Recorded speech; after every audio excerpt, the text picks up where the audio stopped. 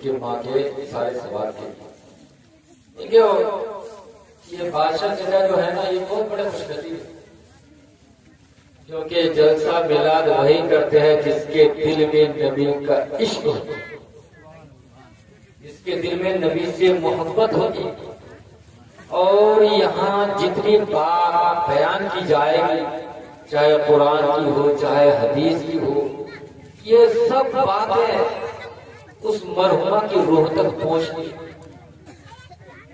सारी बातें वहां पहुंचती है, जिसको हम कहते हैं इसाले सवाब।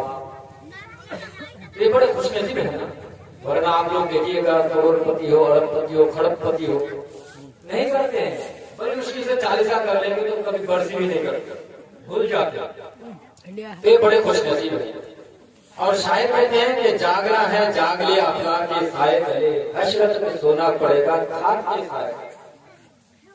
अब जिसके दिल में ये है कि हमें एक दिन खाक के अंदर जाना, हमें भी एक दिन मरना है, तो उसके दिल में खुदा का खौफ है। और जिसके दिल में खुदा का खौफ है, जिसके दिल में अपने माँ बाप की मोहब्बत है, वही मिलाद का प्रोग्राम। क्या अभी आप लोगों ने आपके इलाके के हज़रत अल्लामा मौलाना सलाउद्दीन साहब से बहुत बेहतरीन गुफ्तगू समाप्त किया। अभी वो आखिरी बात कह रहे थे कि जब हम लोगों पर मुसीबत आती है तो हम नाराजगी का इजहार करते हैं, नाशुक्रिया करते हैं। अच्छा, मैं आप हजरात से अर्ज करना चाहता हूँ, सबसे पहले तो नाराज होना नहीं चाहिए। इधर आ जाइए। सबसे पहले तो नाराज होना नहीं चाहिए। आप एक बात ध्यान में रखिए कि ये जमीन हो, हमारी जान हो, हमारी औलाद हो, हम क्या कहते हैं ये घर मेरा है, ये जमीन मेरी है, किसी की नहीं है, सब अल्लाह का है। अभी जी किसी की नहीं है, सब अल्लाह का है। आगे मरना है ना भाई, चाहे करोड़पति हो चाहे अरबपति हो। सरकारी दो आलम सल्लल्लाहु ताला अलैहि वसल्लम ने फरमाया, ओ लोगों, औलाद को सबसे पहले अपने दादा परदादा की मोहब्बत ना सिखाओ, अपने दादा परदादा की मोहब्बत ना सिखाओ तो फिर क्या सिखाओ? सरकारी दो आलम सल्लल्लाहु ताला अलैहि वसल्लम ने फरमाया, सबसे पहले अपने औलाद के दिल में मेरी मोहब्बत बताओ, अपने औलाद के दिल में मेरा इश्क बताओ, मेरी मोहब्बत बताओ। फिर सरकारी दो आलम सल्लल्लाहु ताला अलैहि वसल्लम ने फरमाया, दूसरी बात, अपने दादा परदादा की मोहब्बत ना बताओ, अहले बैत अतहार की मोहब्बत बताओ। क्या बताया? अहले बैत अतहार की मोहब्बत बताओ।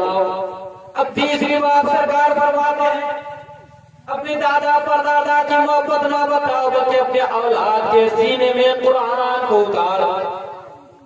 सरकार ने तीन बातों की वसीयत की, कुरान, नबी का इश्क, नबी की मोहब्बत, अहले बैत अतहार की मोहब्बत। आज हम जो इन तीन चीजों से दूर भागते हैं, इसीलिए हम लोगों पर तरह तरह की मुसीबतें आती रहती है। मुसीबत क्यों ना आएगी? 10 साल के बाद नमाज फर्ज हो जाती है। आज मस्जिद में जाकर देखिए कितने लोग नमाज पढ़ते हैं। गांव में 4000 5000 आदमी आज भी नमाज पढ़ते हैं। 5000 आदमी गांव, हर गांव में है और नमाजी है 5, तो 5 आदमी 5000 का मुकाबला कैसे करेगा भाई? अब खुद गौर कीजिए, अगर मैं गलत कह रहा हूं तो मस्जिदों का जायजा ले लीजिएगा। 5 आदमी 5000 का मुकाबला कर सकते हैं? चाचा कभी नहीं कर सकते। तो मुसीबत क्यों नहीं आई? हमारे पर जो मुसीबत आती है ना, हमारे हाथ की कमाई है। हज़रत अली रज़ियल्लाहु ताला अन्हु के पास लोग आए, आकर अर्ज करने लगे, हुजूर हम नमाज पढ़ते हैं, हम पर भी मुसीबत आती है, और जो लोग नमाज नहीं पढ़ते हैं उन पर भी मुसीबत आती है। हमारे नमाज पढ़ने का मतलब ही क्या रह गया? कौन? हज़रत अली के पास हुजूर नबी अकरम सल्लल्लाहु ताला अलैहि वसल्लम हज़रत फातिमा ज़हरा रज़ियल्लाहु ताला अन्हा की शौहर, अल्लाह अकबर, जिनके बगैर कोई जन्नत नहीं जाएगा। हज़रत अली टिकट देंगे तो जन्नत जाएगा। अब हज़रत अली के पास लोग आने लगे, हुजूर जरा ये तो बता दीजिए कि हम नमाज पढ़ते हैं, हम पर भी मुसीबत आती है, और जो लोग नमाज नहीं पढ़ते उन पर भी मुसीबत आती है। आखिर ऐसा क्या मामला? ये मसाला क्या समझ में नहीं आ रहा? क्योंकि अभी मौलाना सलाउद्दीन बता रहे थे कि हमारे ऊपर मुसीबत आती है तो हम नाराज हो जाते हैं। नहीं होना चाहिए। तो हजरत अली ने क्या खूबसूरत जवाब दिया। वाह कुर्बान जाओ मेरे दोस्तों। हजरत अली करमल्लाहु ताला वजहुल करीम ने फरमाया, ओ लोगों सुनो, अगर किसी पर मुसीबत आती है और अगर वो नमाज पढ़ता है तो समझ लो कि अल्लाह तबारक व तआला तुम्हें आज़मा रहा है, अल्लाह तुम्हारा इम्तिहान लेगा। अगर नमाज पढ़ने के बावजूद मुसीबत आती है तो अल्लाह तुम्हारा इम्तिहान ले रहा है कि तुम सच्चे दिल से नमाज पढ़ते हो या लोगों को दिखावे। और अगर आम लोगों पर मुसीबत आती है तो हजरत अली ने फरमाया कि उन लोगों पर जो मुसीबत आती है उनके गुनाहों का अज़ाब। तो रातों दिन खुराफात हमारे दिन एक जरा सा भी खुदा का खौफ नहीं, मौत का डर नहीं। आए दिन देखते हैं किसी का ना किसी का जनाजा उठता जा रहा है, कंधे दे रहे हैं, मगर फिर भी हमें खुदा का खौफ नहीं। किसी के घर में जनाजा है लेकिन फिर भी फैल जगह हो रहा है, एक जरा सा भी खुदा का खौफ है कि हमें भी मरना। आज का हाल तो हमारा। बहरहाल अगर मौत पर बयान करूंगा तो बहुत टाइम लगेगा, क्योंकि हजरत ने भी बता दिया, तो मैं बताना चाहता हूँ मुख्तसर टाइम में कि माँ की अजमत क्या है, माँ का मकाम क्या है। पूरी दुनिया की दौलत एक तरफ रखो, माँ बाप के बगैर आपकी नमाज रह जाए, रोजा भी कबूल नहीं, नमाज भी कबूल नहीं, ज़कात सदका खैरात आप 50 मरतबा हज कर लीजिए, अगर माँ बाप नाराज है तो आपकी कोई इबादत काबिल कबूल, कोई इबादत काबिल कबूल नहीं। आइए प्यारा वाकया समाप्त हमारी। हज़रात मोहतरम हज़रत मूसा कलीमुल्लाह, ये कौन अल्लाह के जलीलुल कदर पैगंबर है। हज़रत मूसा कलीमुल्लाह बहुत जलीलुल कदर पैगंबर। एक दिन हज़रत मूसा नबी अलैहिस्सलातु वस्सलाम ने खुदावंद कुद्दूस की बारगाह में अर्ज किया, पाक परवरदिगार मेरे साथ किस नौजवान किस शख्स का हश्र होगा। एक दिन खुदावंद कुद्दूस की बारगाह में अर्ज की, ए पाक परवरदिगार मेरे साथ किस शख्स का हश्र होगा। तो अल्लाह तबारक व तआला ने फरमाया, तेरे साथ एक नौजवान का हश्र होगा। अब हजरत मूसा जलीलुल कदर पैगंबर है, नबी है, अल्लाह अल्लाह कुर्बान जाओ। हजरत मूसा नबी अलैहिस्सलाम ने सोचा कि मेरे साथ में जिस नौजवान का हश्र होगा बहुत ही ज्यादा मुत्तकी होगा, परहेजगार होगा, नमाजी होगा, तहज्जुद गुज़ार होगा। एक दिन हजरत मूसा नबी अलैहिस्सलाम ने खुदावंद कुद्दूस की बारगाह में अर्ज की, एक पाक परवरदिगार में उस नौजवान से मुलाकात करना चाहता हूं, वो नौजवान वहां मिलेगा। तो रब तबारक व तआला का हुक्म हुआ कि वो नौजवान फला जगह, फला गांव में, फला दुकान पर गोश्त बेच रहा, चला जाओ, वहां मिल जाएगा।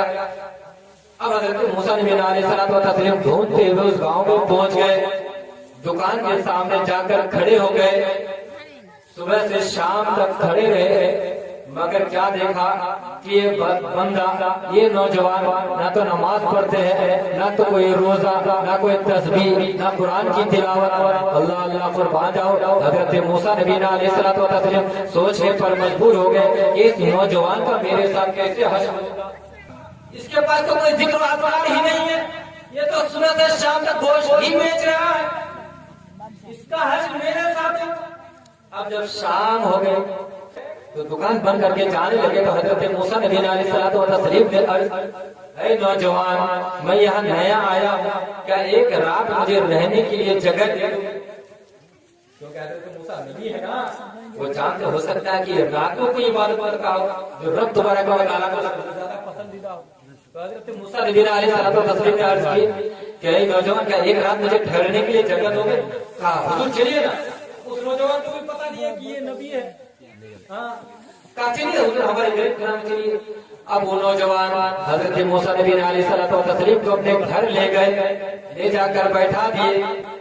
जो कुछ हुआ खिलाने के बाद कुछ देर के लिए वो नौजवान गायब हो गए, खाना पकाने के लिए लग गए, कुछ देर के लिए गायब हो गए। उसके बाद आकर अर्ज करते हैं, हुजूर अगर अभी आप खाना खाएंगे तो आपको अकेले खाना, और अगर बाद में खाएंगे तो हम मिलके खाएंगे।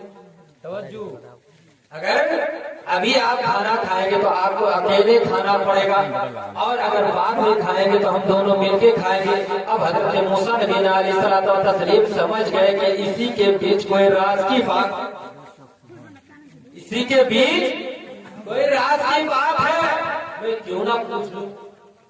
हजरत मूसा नबी अलैहिस्सलातु व तस्लीम ने अर्ज की, है नौजवान जरा ये तो बता दे कि आखिर मामला क्या है, माजरा क्या है, कि अभी खाऊंगा तो मैं अकेला और बाद में खाएंगे तो हम दोनों, आगे इसमें कौन सी बात छुपी हुई है।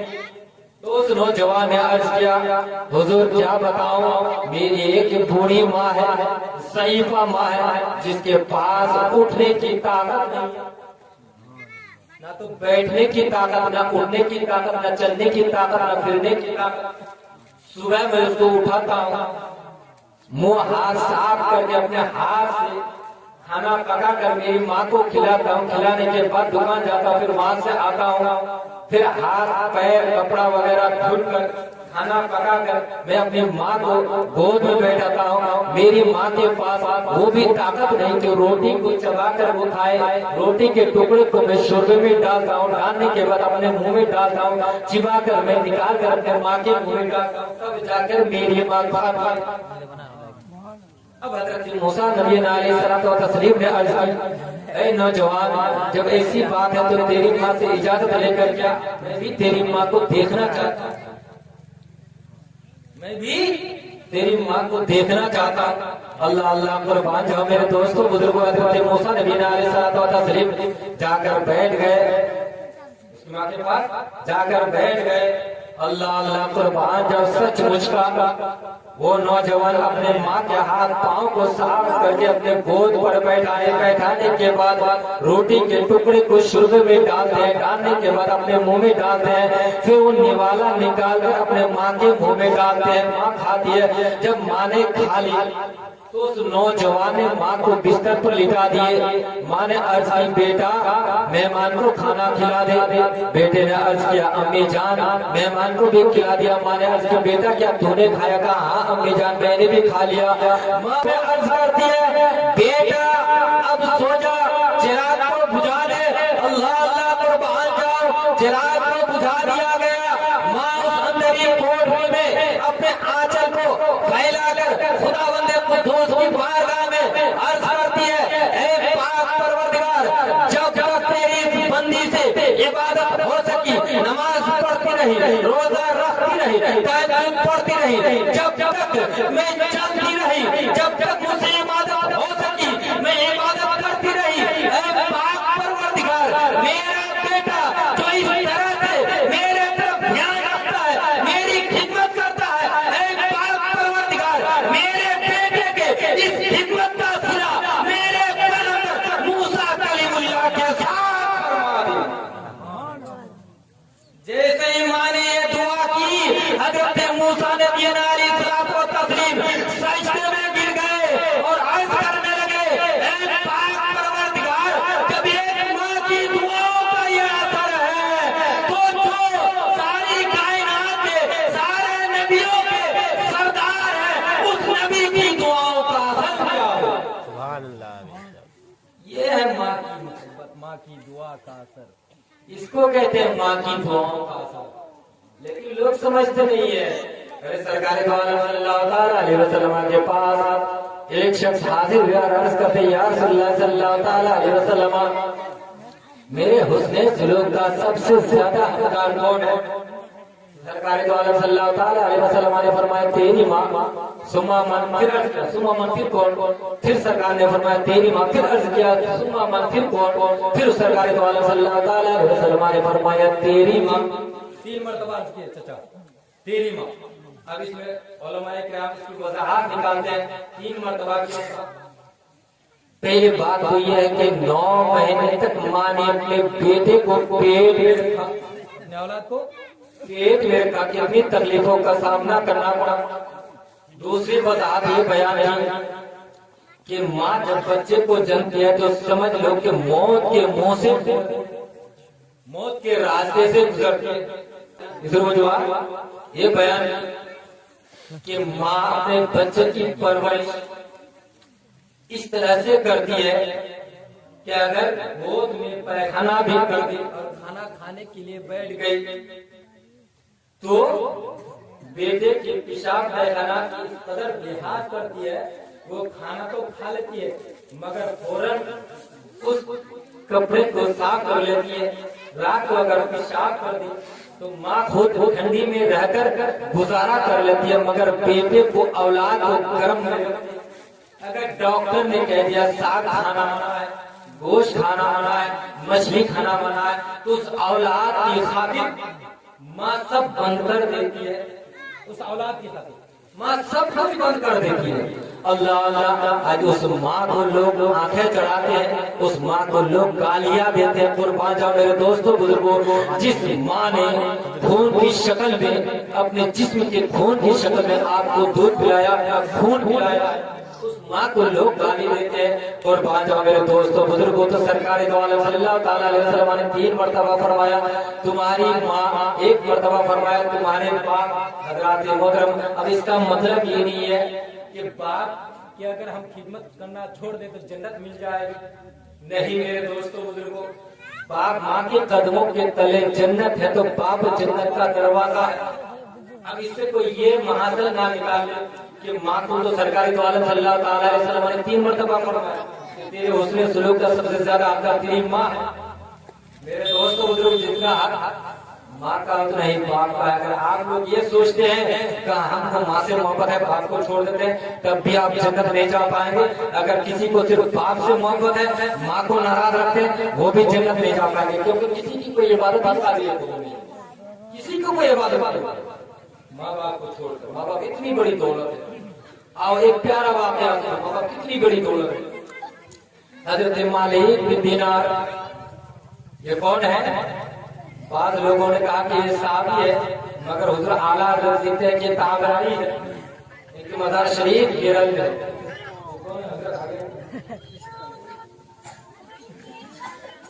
इनकी मज़ार शरीफ केरल में है। तो हजरत मालिक बिन दीनार अपनी माँ के साथ हज करने के लिए जा रहे हैं, अपनी माँ के साथ हज करने के लिए जा रहे, तो घड़ी घड़ी माँ के कदमों को चूमते। तो माँ ने अर्ज किया बेटा तो बार बार माँ के कदमों को क्यों चूमता? तो बेटे ने कहा अम्मी जान, सरकार का फरमान जन्नत और तहता अदावी और महार, माँ के कदमों के तले जन्नत में जन्नत के बोसे मैं जन्नत के बोसे ले रहा हूँ। अल्लाह अल्लाह, कुर्बान जाओ। माँ के साथ हजरत मालिक बिन दीनार हज करने के लिए पहुंच गए। अब वहाँ जब हज करने के लिए जाते हैं, कोई किसी के हज के अरकान पूरे हो गए, किसी के बाकी है, कोई तवाफ में मशगूल है, तो कोई तस्बीह व तहलील में मशगूल है, तो कोई इबादत में मशगूल है, तो कोई कुरान की तिलावत में मशगूल है। हजरत मालिक बिन दीनार इशा की नमाज पढ़ने के बाद सो गए। खुदावंद कुद्दूस की बारगाह में अर्ज करने के लिए, एक पाक परवरदिगार, यहाँ जितने लोग नमाज पढ़ने के लिए आए हैं सब तुझे राजी करने के लिए, सब तुझे राजी करने के लिए, सबकी इबादतों को कबूल फरमाए, सबके हज को कबूल फरमाए। अब हजरत मालिक बिन दीनार रज़ियल्लाहु ताला अन्हु ने जैसे ही ये बात है, दुआ मांगी, सो गए, नींद आई, तो ख्वाब आया, ऐ मालिक बिन दीनार, तुम में से एक बंदे की हज को मैंने कबूल नहीं किया, तुम से एक बंदे की हज को मैंने कबूल ही नहीं किया। अब हजरत मालिक बिन दीनार जैसे ही बेदार हुए, ख्वाब सुनकर रोते हुए माँ के पास पहुंच गए। अम्मी जान, कहीं आप मुझसे नाराज तो नहीं है? मैंने कहा नहीं बेटा, ऐसी कोई बात नहीं। नहीं अम्मी जान, आप नहीं मुझसे नाराज तो नहीं है? फिर मार नहीं बेटा, ऐसी कोई बात नहीं, या सो जा बेटी, बेटा ऐसी कोई बात नहीं, सो जा। अल्लाह अल्लाह, तो हजरत मालिक बिन दीनार आगे सो गए। फिर दूसरे दिन इशा की नमाज पढ़ने के बाद फिर दुआ करते करते अर्ज करने लगे, पाक परवरदिगार सब की हज को कबूल फरमा। अब फिर क्या हुआ? फिर ख्वाब जैसे नींद आई, फिर ख्वाब देखते हैं कि तुम में से एक बंदा है जिसकी मैंने कोई इबादत ही नहीं।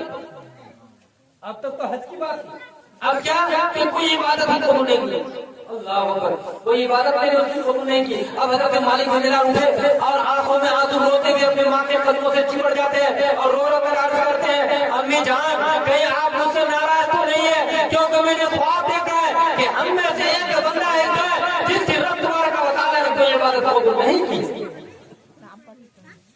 अल्लाह अकबर, माँ अर्ज करती नहीं बेटा, ऐसी कोई बात नहीं है बेटा, ऐसी कोई बात नहीं है, सो जा बेटा, ऐसी कोई बात नहीं है, तुमसे खुश हूँ, तुमसे नाराज नहीं मेरे बेटे। अब हजरत मालिक बिन दीनार 3 दिन से रो रहे हैं। 3 दिन के बाद ख्वाब आया।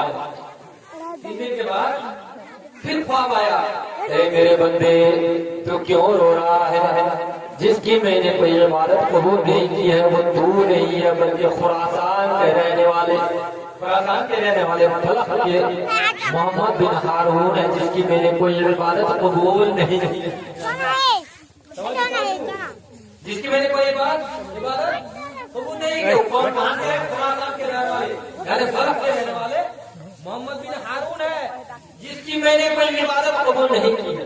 अब हजरत मालिक बिन दीनार अपने माँ के पास पहुंचते हैं, अर्ज करते हैं अम्मी जान ख्वाब जाहिर हो गया। माँ ने अर्ज की, बेटा मैंने रात को दिल से दुआ की थी, एक पाक परवरदिगार मेरे बेटे को वो ख्वाब जाहिर है, मेरे बेटे को ख्वाब जाहिर करने के आखिर वो कौन सा बंदा है जिसकी मुझे कोई इबादत कबूल नहीं। माँ की दुआ देखिए असर। मालिक बिन दीनार खुश हो गए। मालिक बिन दीनार ने अर्ज किया, अम्मी जान क्या उस बंदे को तौबा करा के आओ? आखिर वो कैसा बंदा है कि जिसकी रब तबारक व तआला ने कोई इबादत कबूल नहीं की? अल्लाह सौ कातिलों को माफ कर देता है, अल्लाह करे तौबा करे अल्लाह माफ फरमा देता है, मगर वो कैसा गुनहगार है? अल्लाह तबारक व तआला ने ना तो उसकी हज, ना उसकी ज़कात, ना उसके सदका, ना उसके खैरात, ना कोई इबादत रब तबारक व तआला की बारगाह में काबिल कबूल है। अम्मी जान अगर इजाजत हो तो क्या उसे तौबा करा के आओ? मैंने कहा अच्छा बेटा जा, उसे तौबा करा कर दिया। अल्लाह अल्लाह कुर्बान जाओ मेरे दोस्तों, हजरत मिला मालिक बिन दीनार ढूंढने लगे। वहाँ कम जाते थे हज करने, उस जमाने में कम जाते थे क्योंकि सफर में दुश्वारी होती, पहले जाना पड़ रहा था। तो हजरत मालिक बिन दीनार ढूंढने लगे, एक एक काफिले को ढूंढने लगे कि ये काफिले कहाँ का, ये काफिले कहाँ का, ये काफिले कहाँ। ढूंढते ढूंढते पहुंच गए खुरासान यानी बलख से आने वाले काफिले का। वहां जाकर अर्ज करने लगे, ये काफिला कहाँ का? हम बलख से आए हैं, हम बलख से आए हैं, खुरासान के रहने वाले। तो हजरत मालिक बिन दीनार ने अर्ज की, क्या मोहम्मद बिन हारून नाम से कोई शख्स यहाँ रहता है? क्या उसके बारे में तुम्हारा कैसा कितना बड़ा गुंडा? बंदे नौजवान क्या बोल रहा है? आज के दौर में अगर कोई मुत्तकी, कोई अल्लाह के मुकर्रब बंदे, कोई बरगुज़ीदा बंदा, कोई अल्लाह के दोस्त, कोई अल्लाह का वली है, वो मोहम्मद बिन हारून, वो मोहम्मद बिन हारून है। अब अगर तुम्हारे परेशान हो गए, ये कैसी बात है? रब तबारक व तआला की बारगाह में इसकी कोई इबादत कबूल नहीं है। आप लोग इसे मुझे बता रहे, सोचने की बात है ना। रब तबारक व तआला की बारगाह में कोई इबादत कबूल नहीं, अब लोग इसे वली बता रहे हैं। हजरत मालिक बिन दीनार ने अर्ज किया, अच्छा वो नौजवान कहाँ है? कहा देखो वो पूरे खंडरात में तंबू लगाकर इबादत कर रहे। हजरत मालिक बिन दीनार गए तो देख रहे हकीकत वो तंबू लगाकर इबादत में मशगूल है। अब रात हो गई तो मालिक बिन दीनार वापस चले गए। फिर दूसरे दिन वहां से इजाजत ली, लेकिन फिर चले गए तौबा कराने के लिए। अब जब गए तो फिर देखते हैं फिर वही तंबू लगा रखे, वो इबादत में मशगूल है। हजरत मालिक बिन दीनार रात भर खड़े और वो मोहम्मद बिन हारून पूरी रात इबादत में मशगूल, पूरी रात इबादत में। जैसे फजर की नमाज फारिग होकर सलाम फिरे तो मालिक बिन दीनार से उस शख्स ने अर्ज किया, मोहम्मद बिन हारून ने अर्ज किया, ऐ नौजवान आखिर तू कौन है? ऐ नौजवान आखिर तू कौन है? नारे तकबीर, नारे रिसालत, बस लिखिए आला हजरत, नारे तकबीर। मोहम्मद बिन हारून ने अर्ज की, ऐ नौजवान आखिर तू कौन है कि रात भर खड़े खड़े गुजार रहे? तो हजरत मालिक बिन दीनार ने अर्ज की, मैं एक बात पूछने के लिए आया। कहा क्या बात है? कहा मैंने ख्वाब देखा कि तेरी कोई इबादत रब तबारक व तआला के बारगाह में काबिल कबूल नहीं है, तेरी कोई इबादत रब तबारक व तआला के बारगाह में काबिल कबूल नहीं है। तो मोहम्मद बिन हारून ने अर्ज की, जानता हूँ कि मेरी कोई इबादत रब तबारक व तआला के बारगाह में काबिल कबूल नहीं है। अब जैसे ही मोहम्मद बिन हारून ने अर्ज की तो हजरत मालिक बिन दीनार और भी उससे करीब हो गए, और भी उससे करीब हो गए। जब जानते हो तो जरा ये तो बताओ कि कौन सा ऐसा गुनाह किया कि जिसकी वजह से रब तबारक व तआला की बारगाह में तुम्हारी कोई इबादत काबिल कबूल नहीं। तो मोहम्मद बिन हारून ने अर्ज की, कैसे बताऊं, अपने हाल दिल किसे सुनाऊं? क्या बताऊं, मैं बहुत बड़ा गुनहगार हूँ। हजरत मालिक बिन दिनार ने अर्ज किया, अच्छा बताओ तो सही कौन सा ऐसा गुनाह। तो मोहम्मद बिन हारून ने अर्ज किया, जब मैं माँ के पेट में था तो मेरे वालिद मोहतरम का इंतकाल, मेरे वालिद मोहतरम का इंतकाल हो चुका था। मेरे चचाओं ने मेरे माँ का सारा हाथ दिया, मेरे ननियाल ने भी मेरी माँ का सारा हाथ। मेरी माँ, मैं पैदा हुआ, मेरी माँ बर्तन मांझ कर लोगों के घर बर्तन मांझ कर मेरी परवरिश, बर्तन मांझ कर मेरी माँ का सिर्फ एक झोपड़ी। एक दिन ऐसा हुआ कि मैं माँ के गोद में था और सुबह से रात भर बारिश हुई और हर गांव में नशेड़ी, गंजाखोर, शराबी आज आम हो चुका है, तो हर गांव में शराबी होता है। तो एक शराबी मेरी माँ की इज्जत को नीलाम करने के लिए मेरी माँ के घर में दाखिल हो गया। सुबह से बारिश, सुबह से मेरी माँ कुछ नहीं खाई। मोहम्मद बिन हारून अपने हालत में बयान करते कि मेरी माँ ने मुझे क्या क्या बताया।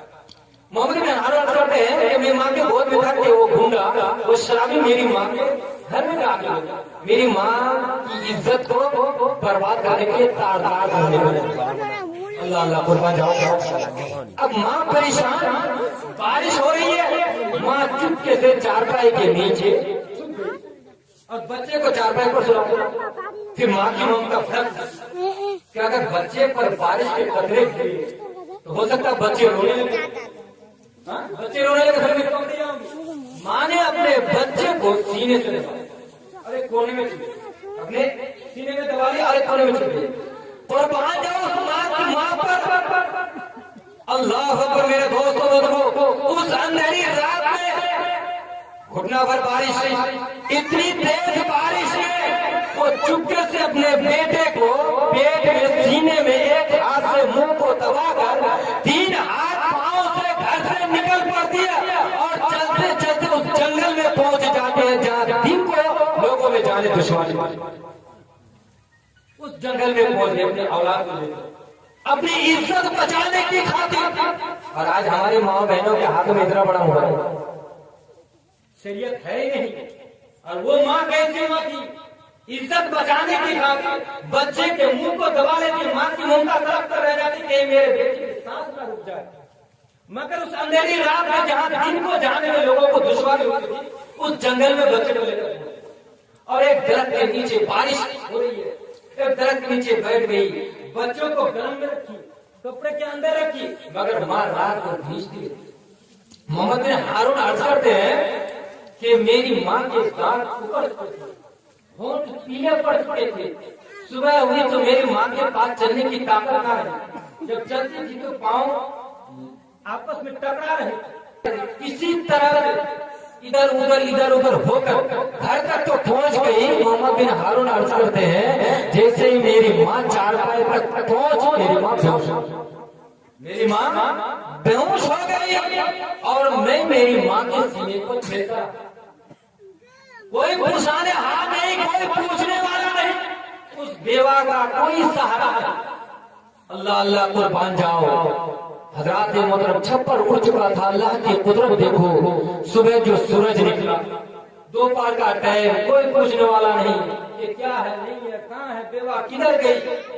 हजरात मोहतरम अल्लाह की कुदरत देखो, सूरज निकला, उसकी गर्मी, उसकी गर्माहट माँ के चेहरे पर पड़ी। माँ को होश आया, माँ ने फौरन अपने बच्चे को सीने से लगा ली, माँ ने फौरन अपने बच्चे को सीने से लगा ली। मोहम्मद बिन हारून अर्ज करते हैं कि मेरी माँ नमाज पढ़ती थी, मुझे मुसल्ले में रखकर दुआ करती थी, ऐ पाक परवरदिगार मेरे बेटे मोहम्मद बिन हारून को मालदार बना दे, मेरे बेटे मोहम्मद बिन हारून को इल्म से वाबस्ता कर दे। माँ मुसल्ला बिछा कर दुआ करती थी, ऐ पाक परवरदिगार हमारे पूरे गाँव वालों को मालदार बना देते। हजरात मोहतरम मोहम्मद बिन हारून अर्ज करते हैं वक्त गुजरता गया, मैं मालदार होता गया, यहाँ तक नौबत आ गई कि इंसाफ करने के लिए लोग मुझे बुला, इंसाफ करने के लिए आज तो इंसाफ होता है पैसे के बोले पर, ऐसा इंसाफ नहीं होता था। जो बादशाह नमाजी दाढ़ी वाला बुजुर्ग के इंसान होते थे वो इंसाफ करते थे। आज तो चंडाल के हाथ में आ गया है, बंदूक चलाने जाता है ना, वही इंसाफ करता। पैसा जिधर देखो उधर इंसाफ। गरीब का कौन भाग, गरीब को कौन सुनता है, बात तभी हो जाएगी। तो बहरहाल तो मोहम्मद बिन हारून ने अर्ज की कि मैं जवान होता गया तो लोग मुझे हिसाब के लिए बुलाते और मेरी माँ बड़ी खुश थी। अचानक एक दिन ऐसा हो गया कि उस गांव में एक बेवा और भी रहती है, तो उसी गुंडा ने उस बेवा के घर में दाखिल हो गए, तो वो बेवा चीखती की चिल्लाती घर से चली। तो उस गुंडा को गुस्सा आ गया, अब मैं बताता हूँ तुम्हारी ऐसी हज करूंगा कि तुम देखती रह जाओ। अब कुछ दिनों के बाद वो शराब क्या किया, 2 और गुंडों को तैयार किया पैसे के बल पे, और 3 गुंडे आए और जबरदस्ती उस औरत के कपड़े फाड़ दिए, उस बेवा औरत के कपड़े फाड़ दिए और चिल्लाने लगे। तो गांव वाले सब जमा हो गए, कहा क्या हो रहा है, क्या हो रहा है, क्या हो रहा है। तो उस गुंडा ने शराब ने क्या कहा, उन तीनों आदमी ने इसकी बात करते बच्चन औरत की, इनके शोहर मरे हुए 7 साल हो गए, ये 7 साल से हमारे साथ गलत काम करती रहती है, 7 साल से ये है हमारे साथ।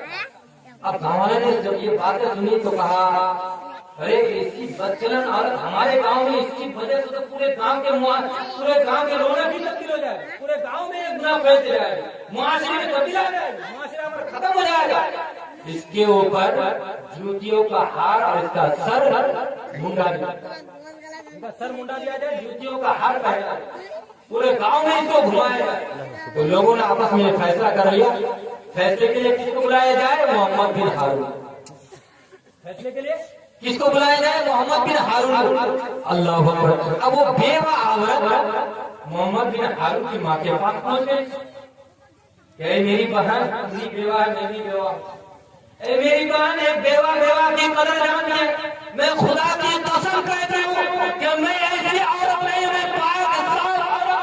उन लोगों ने मेरे ऊपर झूठा इल्जाम लगाया, मेरी बहन तू भी बेवा है, अगर जान लेना चाहती है तो जान ले ले, मैं कसम खाकर कहती हूँ मैं ऐसी औरत नहीं हूँ। आप मेरी जान आपके बेटे के हाथ में, मेरी जान आपके बेटे के हाथ में है, मेरी बहन मेरी इज्जत बचा। अब वो तो बेवा है, वो भी बेवा है।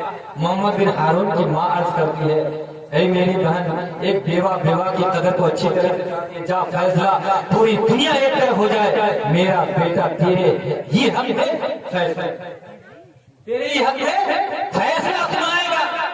अब वो बेवा औरत चली गई, सुबह हुई, अल्लाह अकबर।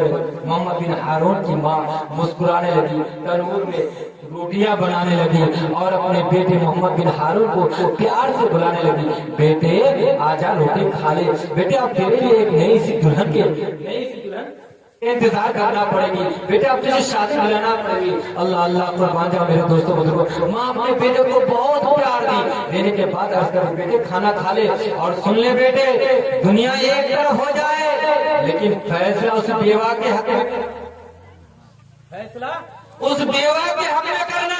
अब मोहम्मद बिन हारून फैसला करने के लिए चले गए।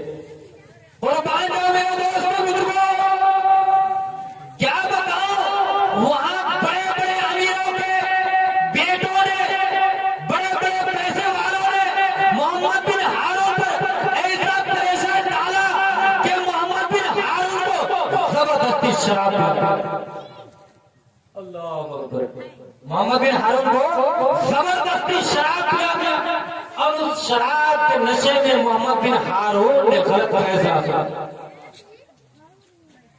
उस शराब के नशे में मोहम्मद बिन हारून ने गलत फैसला सुना दिया। मोहम्मद बिन हारून जैसे घर पहुंचते हैं, इसकी माँ अपने सर को जमीन पर मार दिया और जमीन की धूल को उठाकर अपने सर पर मार, और जैसे बेटा अंदर दाखिल होते हैं, तू जल्दी से मेरे घर से दूर हो जा, मैं तेरा शक्ल भी देखना नहीं चाहती, अगर मुझे मालूम पड़ती तो पहले ही मैं उसी दिन में तेरा गला घोट कर मार देती। क्या तुझे ये बात भी याद नहीं कि तेरी खातिर मैंने कहां नहीं बसर की है, तेरी खातिर मैंने कितनी बारिश का सामना की है। अल्लाह अल्लाह मार करती है, ऐ मेरे बेटे जल्दी से तू मेरे घर से बाहर हो जा। मोहम्मद बिन हारून अर्ज करते हैं, ऐ मेरी माँ तो एक दूसरी औरत के चक्कर में अपने बेटे को घर से निकल रहा है, कैसी बात है ये। मेरी माँ ऐसी बातें ना कर, माँ और जलाल में आ जाती है। मोहम्मद बिन हारून अर्ज करते हैं कि मेरी माँ मुझसे चिमट गई और झंझोड़ने लगी और कहने लगी, तू जल्दी से निकल जा, मैं तुझे मोहम्मद बिन हारून अर्ज करते हैं, क्या बताऊं, मुझे भी गुस्सा आ गया, शैतान मेरे दिल में प्रवेश हो गया। मैंने माँ को एक धक्के दे दिया और जैसे मैंने धक्के दिया, अल्लाह अकबर, कुर्बान जाओ, जिस तनूर में, जिस चूल्हा में मेरी माँ रोटी बनाई थी, जैसे मैंने धक्के दिया, मेरी माँ उस चूल्हे में जाकर गिर गई। मेरी माँ की रूह निकल गई, मेरी माँ की रूह निकल गई। मोहम्मद बिन हारून मालिक बिन दीनार के सामने ये सारा वाकया अर्ज करते हैं कि मालिक बिन दीनार, जिसकी वजह से मेरी कोई इबादत रब की बारगाह में काबिल कबूल नहीं है। फिर मोहम्मद बिन हारून अर्ज करते हैं, ऐ मालिक बिन दीनार, देख ले मेरा एक हाथ सूख चुका है। वो अपना एक हाथ गर्दन में लटकाए हुए थे, ऊपर से चादर ढका हुआ था।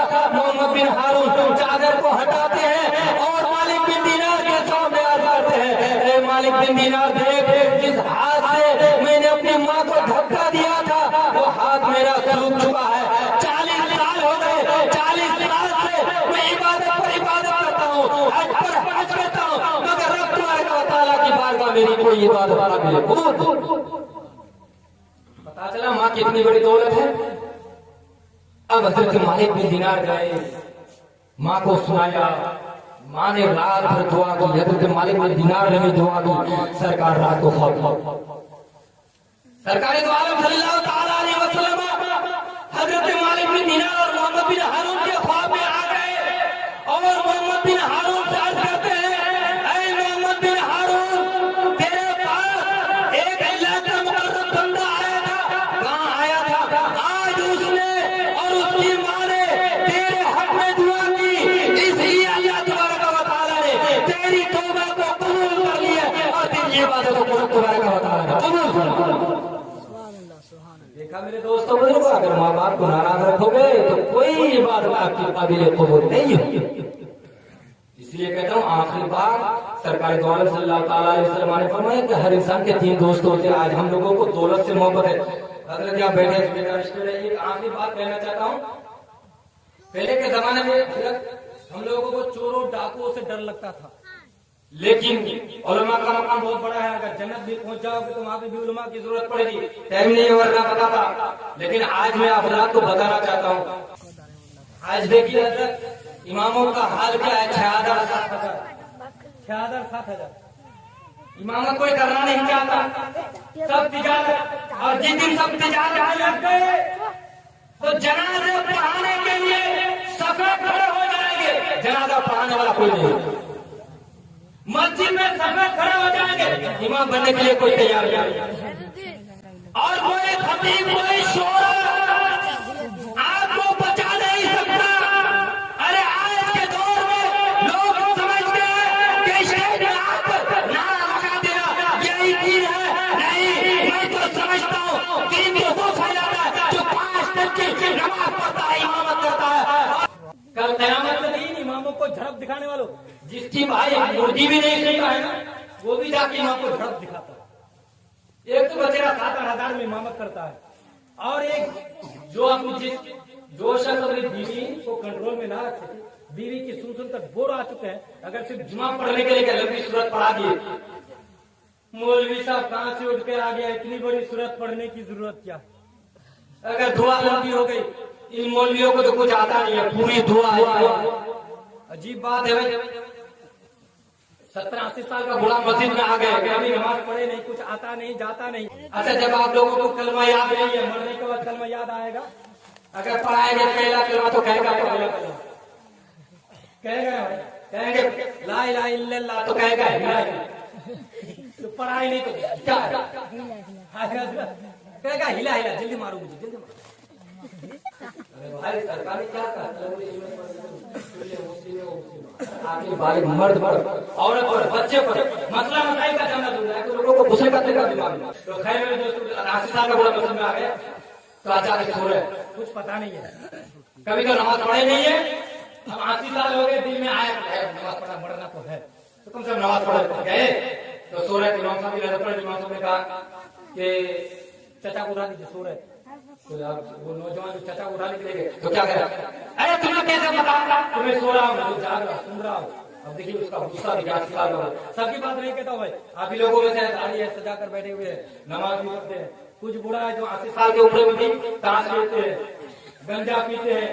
अब इमाम साहब था, उसको ना तो लंबी तेरा बर्दाश्त ना हुआ बर्दाश्त। इमाम साहब कह रहे जय रहेगा फरमा मुस्तफा के वास्ते, तो 80 साल का बूढ़ा कह रहा है जल्दी से खत्म कीजिए इमाम साहब, खुदा के बाद जल्दी से खत्म कीजिए इमाम साहब, खुदा के बाद।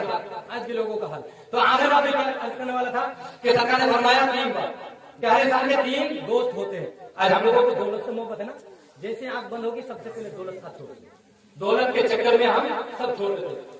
आज के दौर में इमामों का तनख्वाह कम से कम 10,000 से 15,000 कीजिए, वरना जिस दिन इमाम हट जाएंगे तो आपको पूछने वाला भी नहीं, कोई फाते हो गया करने वाला नहीं।